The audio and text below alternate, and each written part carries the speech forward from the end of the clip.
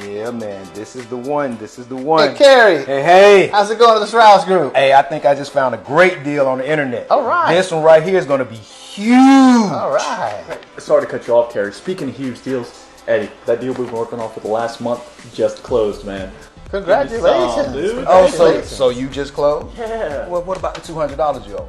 Hey, right now, man, I need it. I got 100. I owe you 100. I'll take it. Hey, Cary. Yes. What about the $200 you owe me? Well, I have 100. I give this to you, and I owe you 100. All right, sounds good. All right. Eddie, I hate to be that guy, man, but you do owe me 200 as well. Oh, that's true. That's true. I got 100. I owe you 100. That works. Here's that 100 I owe you, Cary. Man, we're even. We're even. Here's the 100 I owe you. Oh, thank you. And here's the 100 I owe you.